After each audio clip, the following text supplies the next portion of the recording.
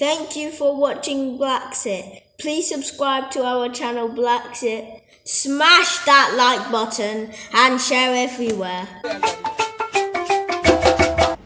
Alright, good evening everyone.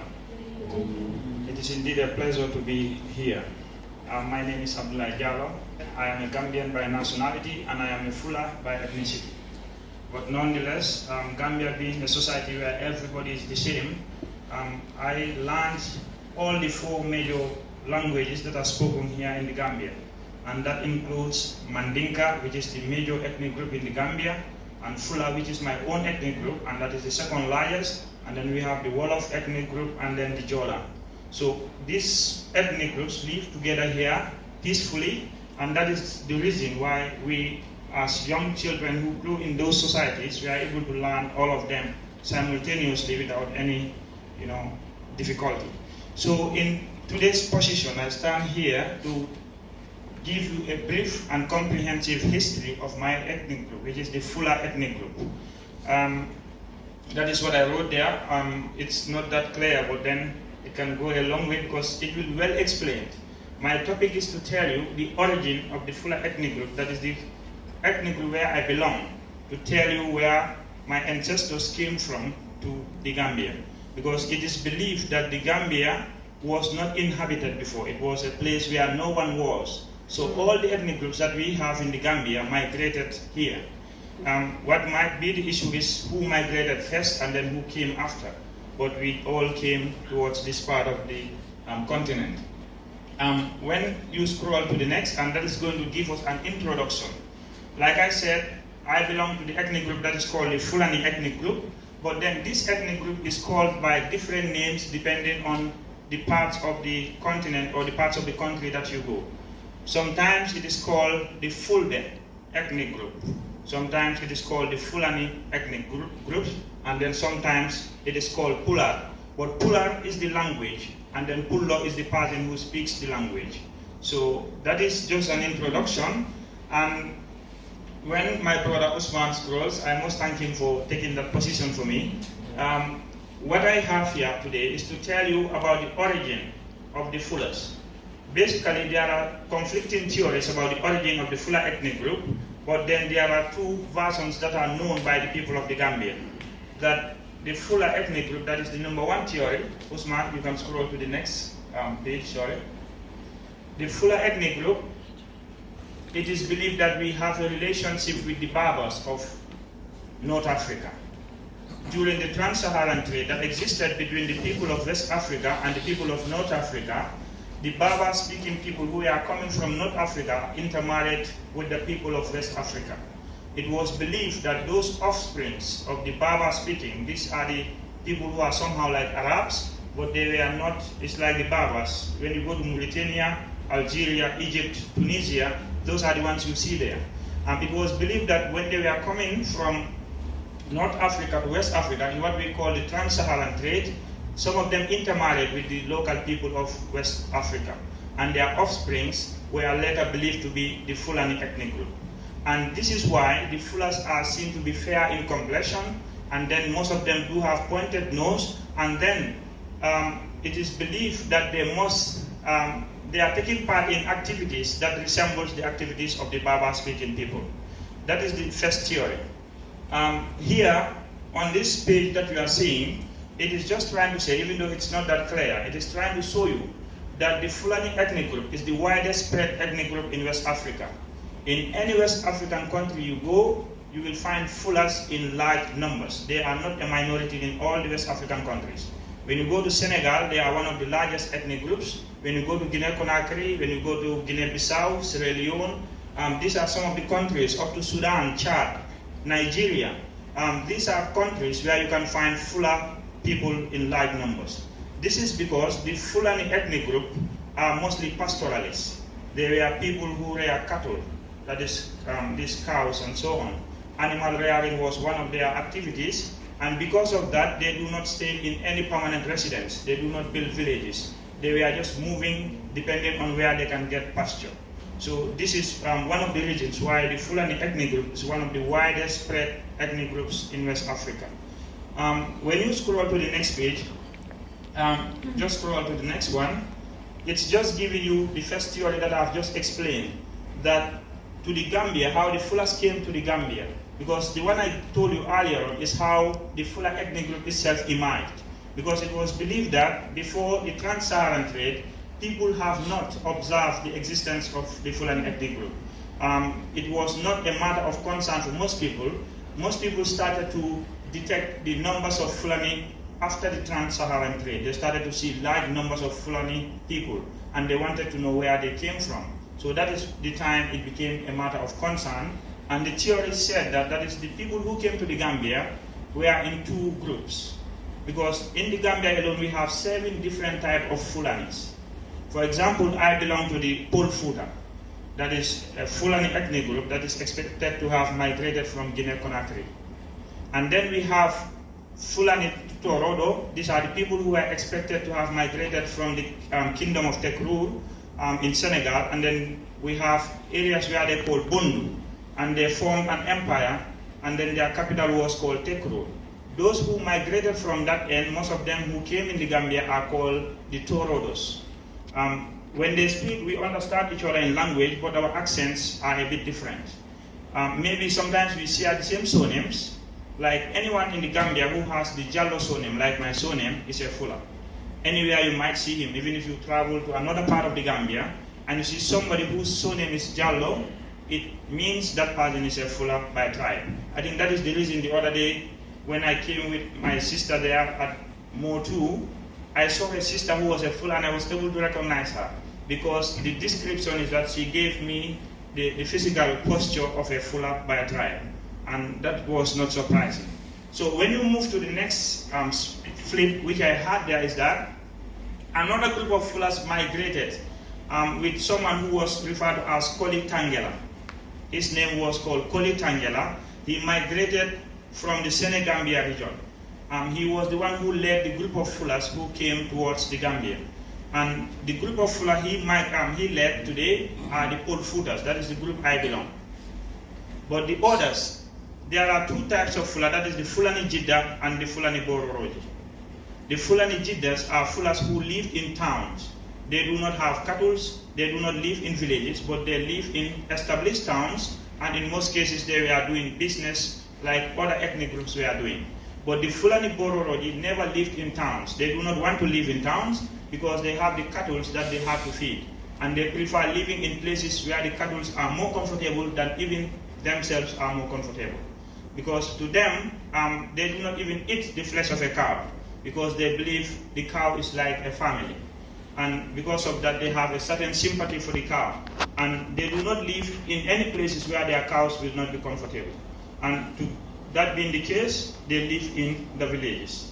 Now, moving to the next thing, after that flip, this picture there you can see is a Fulani man. It's a Fula and wearing our cultural dress, that is the round hat. This type of Fula belongs to the Fulani Bororoji.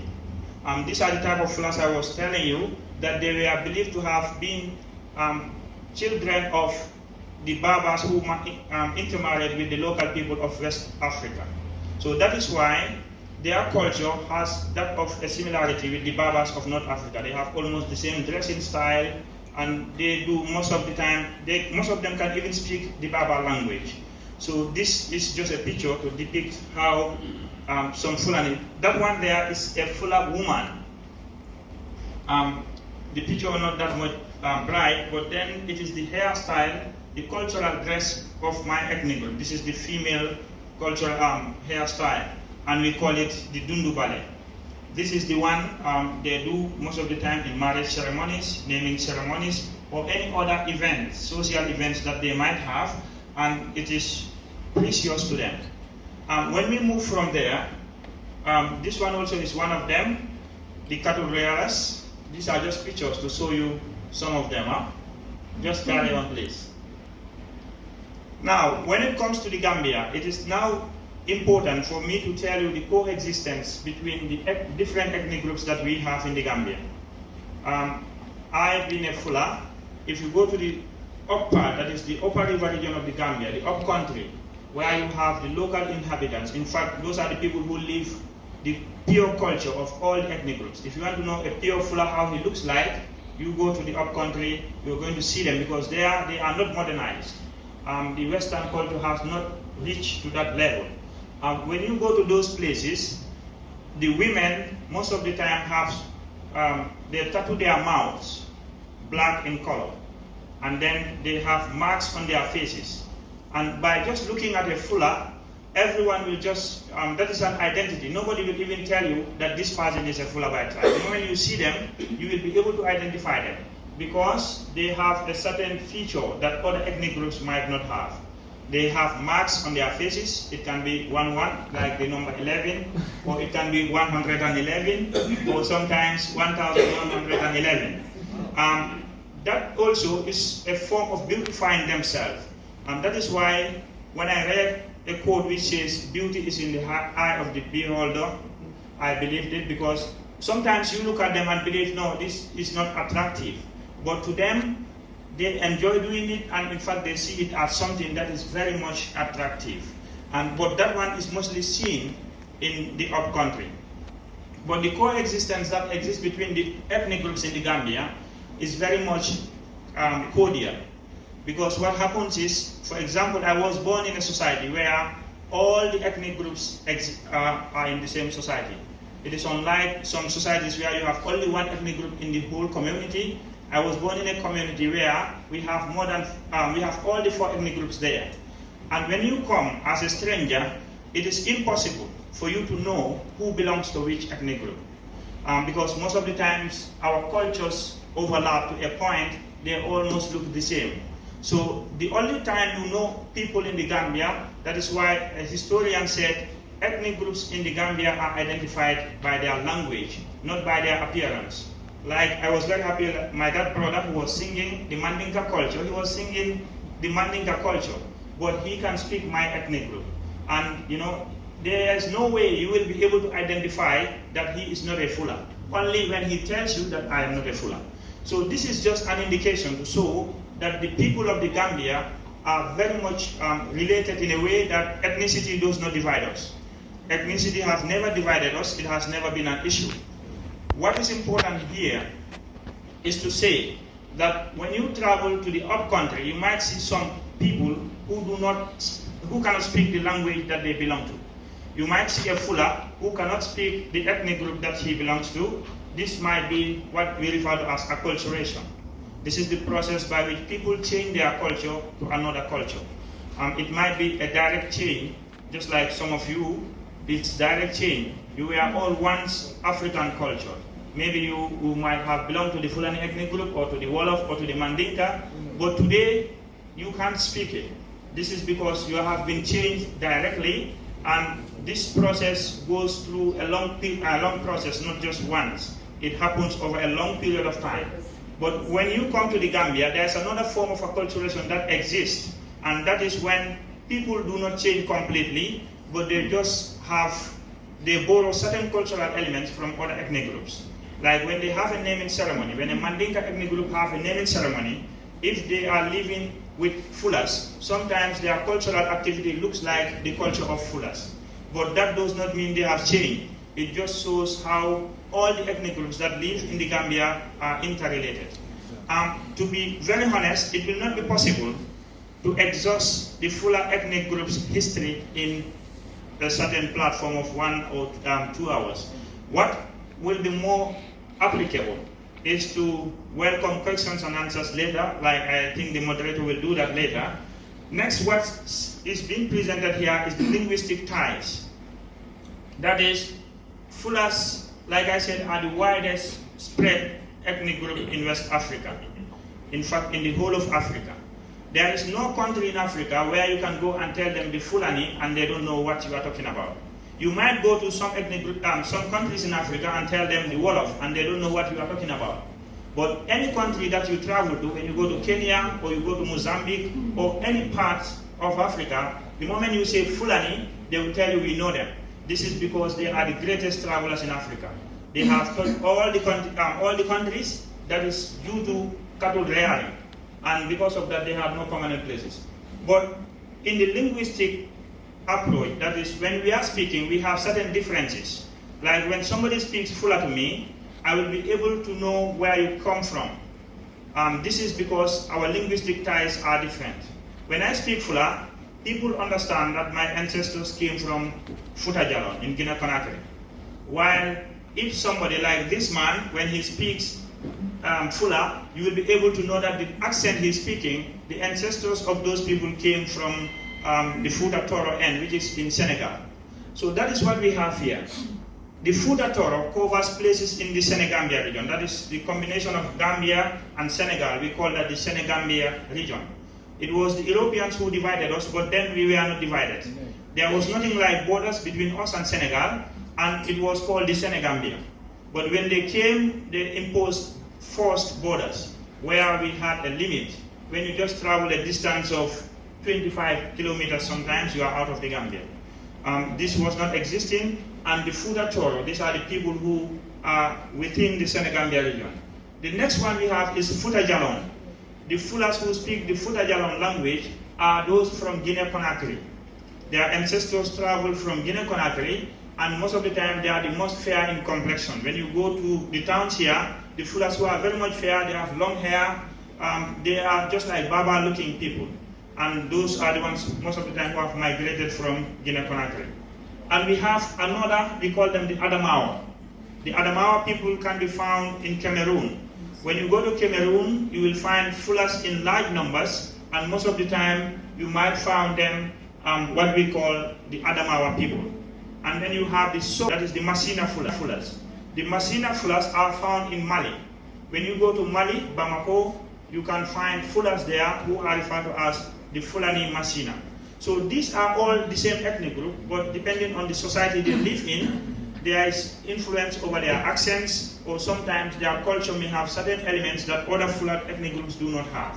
So that is why, like I said, it is impossible to exhaust everything about the Fulan ethnic group, because in the whole of Africa we have more than 16 different types of Fulas, who are all Fulas, but they have 16 different accents.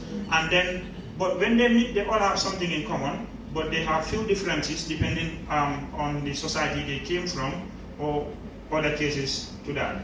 So just to cut a long story short, is to tell you that the Fulani ethnic group is the second largest in the Gambia.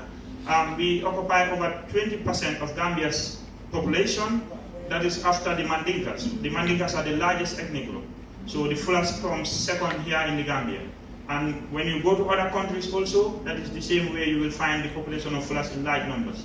Most of the time, they do not hold much political positions before, because in those days, Fulas were not interested in Western education.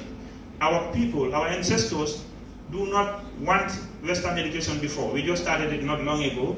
If not, I would not have been standing here today speaking English, because our ancestors do not want it.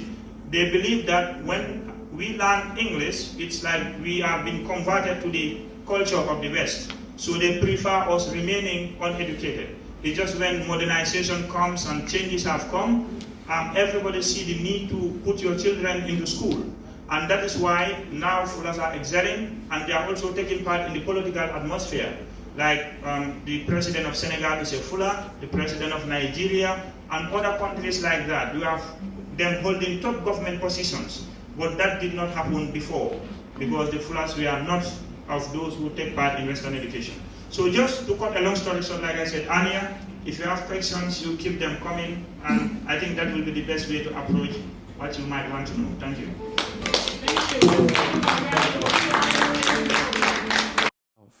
One nation, one Africa. Thank you, BlaXit family. Please keep watching. Remember, follow your dreams. Purchase your tracks today.